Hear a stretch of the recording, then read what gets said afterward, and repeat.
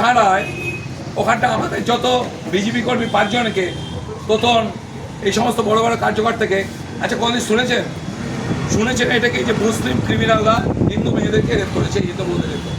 কোনদিন শুনেছেন? আমি তো কত বছর শুনি যে হিন্দু ছেলেরা কোনো মুসলিম মেয়েকে গণধর্ষণ করে। বাবুকে 46 বছরের কোনো মুসলিম বউকে জোগাড় করেছে টাকা দিয়ে। 5টা হিন্দু ছেলে তারা দূরে থাকে বিজেপি করে, তাদেরকে সব গণতন্ত্রকে তাদেরকে অ্যারেস্ট করতে গেছে। এটা নোংরা খেলা খেলছে অভিষেক। এই পিসি ভাইপোর এই টাকার মহিলা ছাড়া এদের আর কোনো কাজ নেই। লোকে তো ছুচু করে, দেখে না আমি যদি ভালো কাজ করবো, 10 বছর সাংসদে, লোকে তো আমাকে এমনি ভোট দেবে।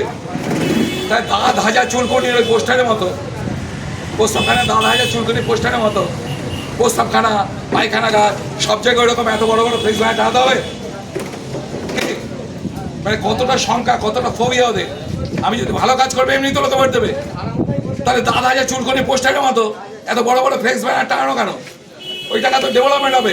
এই যে 5-6 কোটি টাকার জোর ভোটিং ফ্লেক্স খুলে দিলাম, বেআইনিভাবে সরকারি জায়গায় টানিয়েছিল, মনে করছিল প্রতি ইলেকশনে যাওয়া হবে, তো যায় না, যে ববি এসে গেছে, ব্যাস সব চাপ দিয়ে সব খোলানো হয়েছে। এখনও রয়েছে অনেক। দেখুন মন্দিরের গেটের সামনে টানানো, ওর বাপের যেন জমিদারি। এটা দেখুন, ওর বাপের যেন জমিদারি, দাঁত খেলিয়ে রয়েছে। দেখুন পিসি ভাইপো, দেখুন পারবে মসজিদে টানাতে? এরকম পারবে? আপনি যেটা বলছেন যে প্রতিশ্রুতি দিচ্ছেন যে ঢাকা থেকে ডায়মন্ড মেট্রো হবে বা যান নিয়ন্ত্রণ হবে, আপনি যেগুলো বলছেন সেগুলো হচ্ছে তৃণমূল অনেক প্রমোটারদের ফায়দা হবে, আপনি যেটা বলছেন। হোক না, বলো হোক না, আমার তো কোনো অসুবিধা নেই। আমি চাই প্রত্যেকটা ডায়মন্ডের লোক, সে সিপিএম করুক, তৃণমূল করুক, কংগ্রেস করুক, বিজেপি করুক, হিন্দু হোক, মুসলমান হোক, সবাই কোটিপতি হোক, তাহলে কেউ কার সঙ্গে ঝগড়া করবে না। আমি তো ডায়মন্ডের লোক রে ভাই।